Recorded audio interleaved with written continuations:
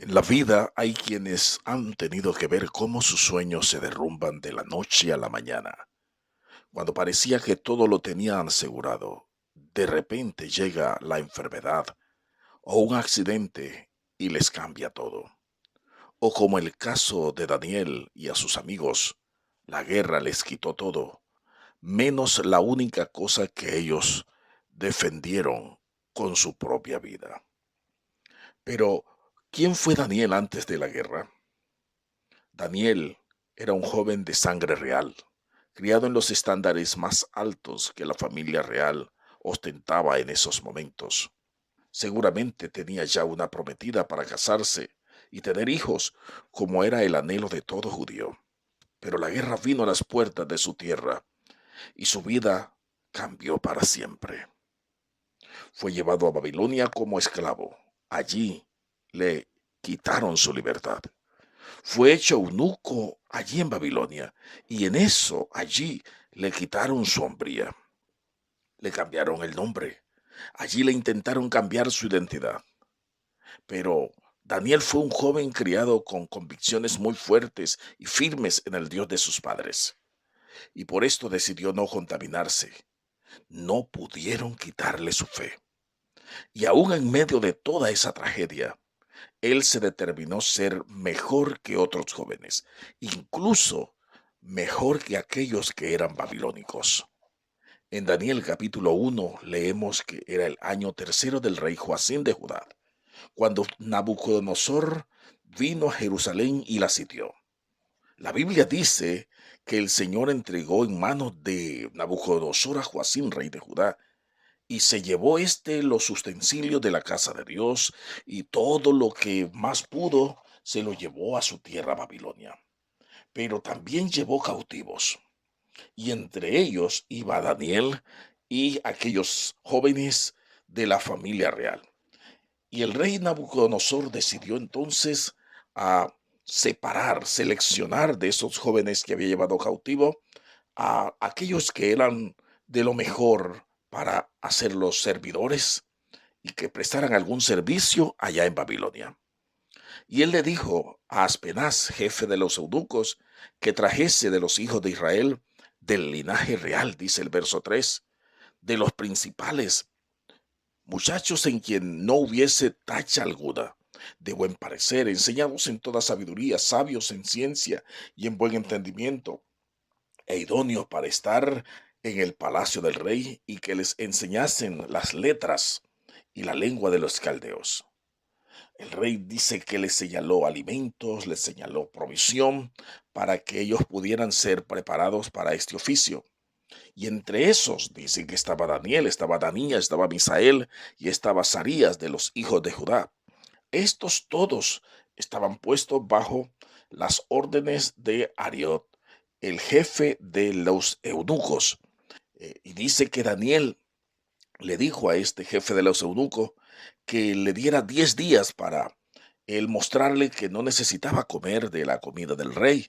Y a los 10 días dice que el semblante de Daniel y sus amigos estaba mucho mejor que aquellos que comían de la porción del rey. Y pasaron los años cuando el rey los llamó para hacer las evaluaciones.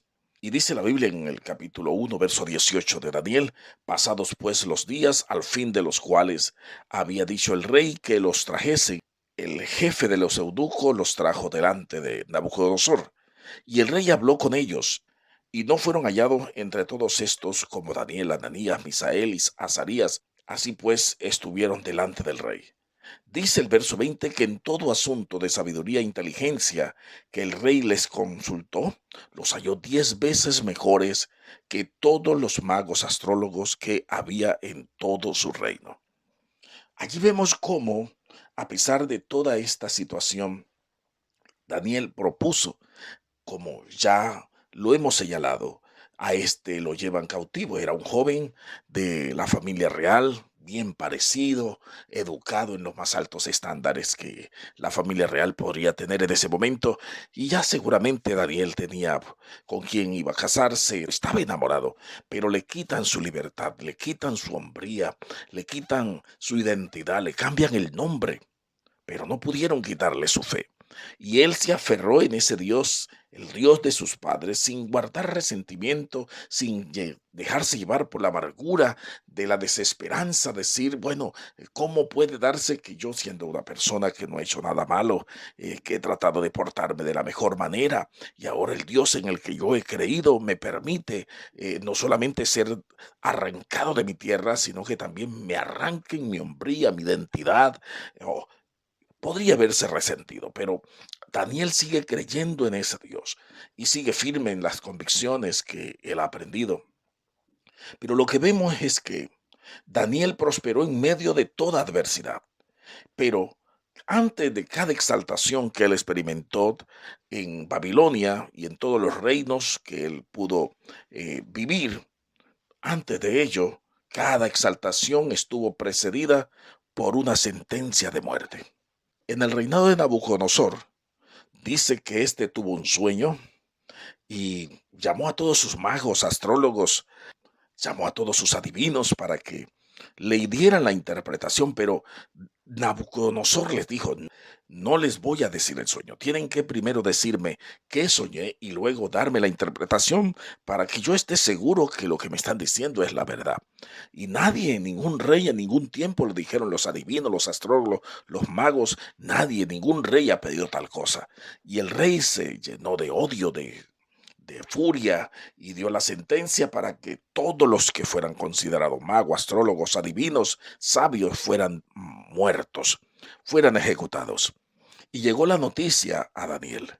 Y Daniel entonces habló con el capitán que tenía la orden de ejecutar a todos estos sabios. Y le dijo, dame por favor la oportunidad de hablar con el rey, que yo voy a darle la interpretación. Y Daniel fue donde el rey y le pidió unos días, y Daniel se fue con sus amigos a su casa a orar y rogarle al Dios del cielo que le diera la revelación de lo que Nabucodonosor había soñado. Y en una de esas madrugadas vino el ángel del Señor y le reveló el sueño a Daniel y le dio también la interpretación. Y Daniel le da a Nabucodonosor la interpretación, le dice el sueño, y este Nabucodonosor reconoce que realmente es verdad porque es cierto lo que le está diciendo. Y dice la Biblia, en el capítulo 2, verso 46, entonces el rey Nabucodonosor se postró sobre su rostro y se humilló ante Daniel. Imagínese usted este cuadro. El rey de reyes Nabucodonosor se levanta de su trono y se postra delante de este joven que había sido arrancado de su tierra, que le quitaron su hombría, le quitaron su nombre, le quitaron su libertad, y ahora el propio rey está postrándose, humillándose delante de este joven, y mandó, dice la Biblia, que le ofreciesen presentes e incienso. El rey habló a Daniel y dijo, ciertamente el Dios vuestro es Dios de dioses y Señor de los reyes, y el que revela los misterios, pues pudiste revelar este misterio. Entonces el rey engrandeció a Daniel y le dio muchos honores y grandes dones y lo hizo gobernador de toda la provincia de Babilonia y jefe supremo, y escuche bien, jefe supremo de todos los sabios de Babilonia.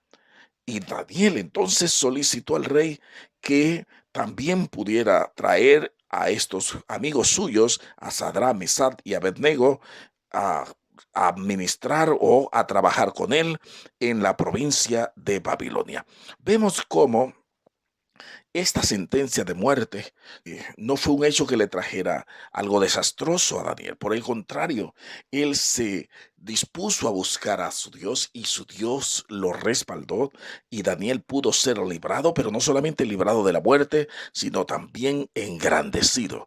Y pasaron los días, pasaron los años y Nabucodonosor se engrandeció, se ensoberbeció y fue separado de su trono y llegó al trono su hijo Belsasar.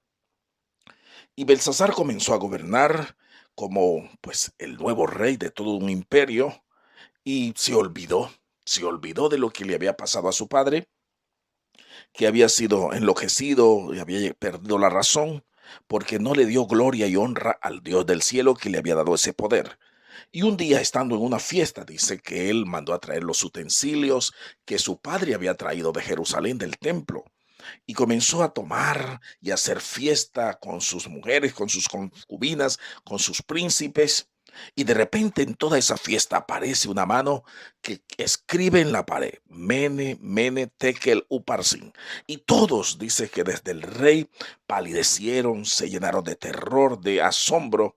Y el rey dice que mandó a llamar a todos los sabios, astrólogos, magos, adivinos, y dice en el capítulo 5 de Daniel, el rey gritó en alta voz que hiciesen venir magos, caldeos y adivinos, y dijo el rey a los sabios de Babilonia, cualquiera que lea esta escritura y me muestre su interpretación, será vestido de púrpura y un collar de oro llevará en su cuello y será el tercer señor en el reino. Gloria a Dios.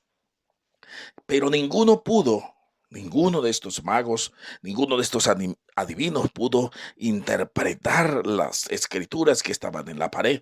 Así que otra vez aparece la ira, otra vez aparece la sentencia. Y entonces algunos de los criados asesores del rey le dicen, no, rey, espérate, que en los días de tu padre hay uno entre nosotros que le dio también buena interpretación, le dio buena revelación a tu padre, así que ¿por qué no lo mandamos a llamar antes de matar a todos estos sabios, magos, adivinos?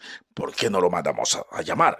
Y dice que mandó a llamar a Daniel. Y el verso 16 de ese capítulo 5 dice el rey Belsasar, yo pues he oído de ti que puedes dar interpretaciones y resolver dificultades. Y le dice, si ahora puedes leer esta escritura y darme su interpretación, serás vestido de púrpura y un collar de oro llevarás en tu cuello y serás el tercer señor del reino. Gloria a Dios. Y allí vemos cómo Daniel interpreta, lee lo que está escrito en la pared y Belsasar reconoce que es verdad. Y el capítulo 5, verso 29 dice, entonces mandó el rey Belsasar vestir a Daniel de púrpura y poner en su cuello un collar de oro y proclamar que él era el tercer señor del reino. Observe, piense, analice un momento cómo puede cambiar esto en su perspectiva y cómo usted asimila las cosas que le pueden estar pasando en este momento. Daniel tenía un proyecto de vida, pensaba que todo ya estaba asegurado y que él iba a ser un esposo, un padre, uno de los funcionarios en el reino, en la corte, podría haber sido rey incluso, pero todo le cambia, la guerra cambia esa realidad y le quitan su libertad, le quitan su hombría, lo hacen eunuco, le quitan su nombre, le ponen otro nombre y aún así, en medio de toda esa circunstancia, Daniel no se quebranta, Daniel no se doblega, Daniel sigue firme creyendo en su Dios y ahora el que causó esa cautividad que fue Nabucodonosor, dice que por las convicciones de Daniel tiene que postrarse, humillarse delante de Daniel y le reconoce como gobernador de toda la provincia de Babilonia. Y ahora el hijo de Nabucodonosor, que está ya en este momento aterrorizado por la escritura en la pared, le nombra tercer señor ya no de Babilonia, de la provincia, sino de todo el reino. Tercero, ¿quién era el primero? El padre Nabucodonosor. El segundo era Belsasar, el hijo de Nabucodonosor, y en rango, en autoridad, en honor, vendría a ser Daniel. Ese vestido de púrpura era el vestido de la realeza, ese collar era el collar de la dignidad, el collar del honor, y allí vemos cómo este rey Belsasar manda proclamar a todos que Daniel es el tercer señor de todo el imperio. ¿Por qué? Porque Daniel sigue convencido de que el Dios de él, aún en medio de toda esa situación difícil que él enfrenta, aún allí lo puede exaltar, aún allí él puede ser prosperado y puede ser bendecido por ese Dios.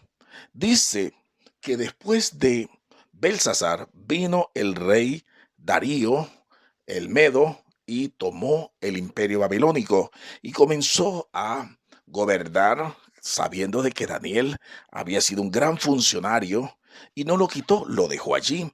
Y Daniel se hizo muy amigo de Darío. Bueno, entonces los sátrapas, los adivinos y brujos que estaban allí en Babilonia no querían que Daniel siguiera en ese lugar de honor y buscaban la manera de hacer que Daniel fuera caído en desgracia.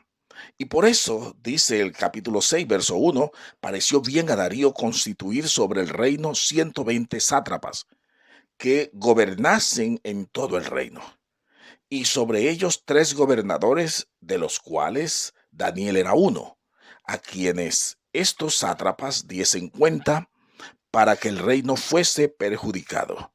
Verso 3. Pero Daniel mismo era superior a estos sátrapas y gobernadores, porque había en él un espíritu superior, y el rey pensó en ponerlo sobre todo el reino.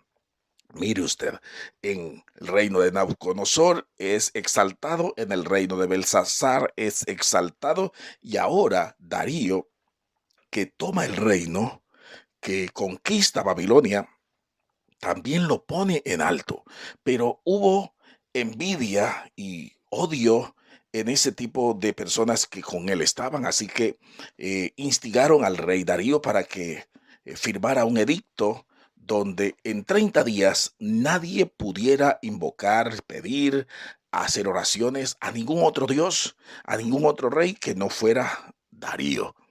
Y le pareció bien a Darío. Dijo, está bien, lo firmó, y el rey Darío no cayó en cuenta que era una trampa. Pero cuando Daniel se entera de que ha habido este edicto, que lo único que le queda a él, lo que no han podido quitarle, le han quitado su libertad, le han quitado su hombría, le han quitado su nombre, pero su fe. ¿Cómo es posible que me tengan que quitar ahora mi fe? Si es Dios el que me ha exaltado, si es Dios el que me ha guardado. Y entonces cuando Daniel se entera que ahora él no podrá orar a su Dios durante 30 días, inmediatamente entra a su cuarto, a su habitación, abre las ventanas que dan a Jerusalén y empieza a orar allí de rodillas a ese Dios que lo había guardado y protegido durante tantos años. Y lo sorprenden a él invocando a ese Dios y lo llevan donde el rey, y como es una ley de Media, de Persia, no puede ser abolida. Así que a Daniel tienen que lanzarlo al foso de los leones, pero Darío le duele en su corazón. Pero ha sido tanta la influencia de Daniel en la vida de Darío que aún Darío cree que Dios puede guardar a Daniel de la fauce de los leones.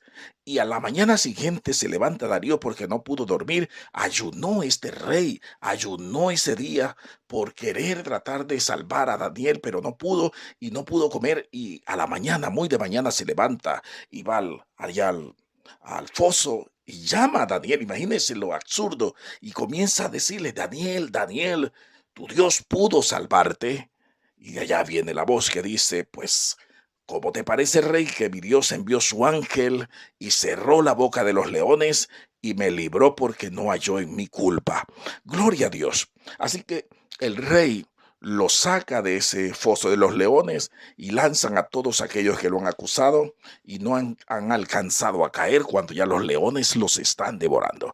Pero allí no para todo. Dice que después de este hecho, Darío puso a Daniel sobre todos los gobernadores de su reino, y además engrandeció a su Dios. O sea, dio un decreto que todos y toda lengua y toda nación adorase, creyese en el Dios que cree Daniel, porque ese Dios es el único que puede salvar y libra y hace señales y maravillas en el cielo y en la tierra. Él dice, ha librado del poder de los leones a Daniel. Y dice la Biblia en el capítulo 6, verso 28, y Daniel prosperó durante el reinado de Darío y durante el reinado de Ciro el persa. Vamos aquí a ver cómo ya hay 3 reyes que han estado en la vida de Daniel: Nabucodonosor, Belsasar y ahora Darío. Y en todos estos reinos o reinados, Daniel ha sido exaltado, pero no ha estado lejos de él la amenaza de muerte, la intriga, la envidia, el odio, todo ese mundo de envidia y de traiciones y de conspiraciones que se dan en esas altas esferas, pero la mano poderosa del Dios en el cual ha creído Daniel siempre lo ha librado, lo ha guardado y lo ha exaltado. Aquí vemos cómo Darío pasa el reino a Ciro, que es el rey grande de toda Persia, y viene este Ciro y también empieza Daniel a prosperar en el reinado de Ciro. O sea, no lo quitan, no lo degradan, no lo separan, no lo aíslan. Aún en el reino de Ciro, Daniel sigue prosperando. ¿Cómo podemos entender esta realidad? Gloria a Dios, es algo sobrenatural. Dios puede guardar, Dios puede proteger a todos los que confían en Él. Y vemos cómo del capítulo 7 en adelante, Daniel comienza a hablar de las revelaciones que Dios le está dando en ese reino. En el capítulo 8, 7 y 8 habla del periodo cuando está el reino de Belsasar y tiene las visiones. Ya en el capítulo 9 es el reinado de Darío, el hijo de Asuero. Darío era un general, hijo del rey Asuero. Y luego vemos cómo del capítulo 10 al 12 habla de las visiones que tuvo en el periodo del reinado de Ciro el Grande, el persa. Allí vemos cómo Dios tiene el poder de levantar, de guardar, de proteger la vida de aquellos que aunque ahora te haya cambiado esa realidad, te haya cambiado ese tiempo que tú pensabas que ya lo tenías seguro, tus sueños, tu patrimonio, tu negocio, tu empleo, tanto tiempo ya o ahorrando, cuidando ese empleo y de repente te quedas sin él. Gloria a Dios, no te llenes de temores, de miedo, porque si tú te enfocas en creerle al Señor, en allí meterte a orar, a buscar el rostro del Señor, el Señor te va a levantar, te va a exaltar allí en medio de aquellos que conspiran, que te tienen envidia, que buscan tu mal, así como pudo librar la vida de Daniel y pudo librarlo de esos sátrapas, de esos adivinos, de esos brujos, de todos aquellos que querían que este esclavo, este eunuco, este que había venido de allá, de esa tierra extranjera, ¿cómo era posible que viniera a gobernarlos a ellos? Gloria a Dios, allí es donde Dios te va a exaltar. Esa persona que está pensando que tú no lo mereces, allí delante de esa persona, Dios te va a exaltar. Y ese rey que fue el que te quitó tu libertad, te quitó tu hombría, te quitó tu nombre, ese mismo tendrá que salir, levantarse de su trono, como en el caso de Nabucodonosor, postrarse y humillarse delante del Dios viviente y delante del Hijo de Dios que ha invocado su nombre. Y ese eres tú. Así que no tengas temor, no tengas miedo, no te dejes quebrantar o quebrar en tu fe. Aunque te hayan quitado tu patrimonio, aunque te hayan quitado la salud, aunque hayas perdido cualquier otro bien y cualquier otra cosa, no te dejes quebrar la fe. Lo único que no pueden quitarte es tu fe en el único Dios verdadero. Y si tú puedes confiar en Él, Dios te restaurará, Dios te restituirá todo lo que haya comido la oruga, el saltón, el revoltón, la langosta, y vas a ver la gloria de Dios en este tiempo. Así que ten confianza, como le dijera el Señor a Jairo, aquel hombre al cual le dijeron: tu hija acaba de morir. Y el Señor le dijo: Jairo, no temas, ten confianza. Si confías en mí, todo estará bien.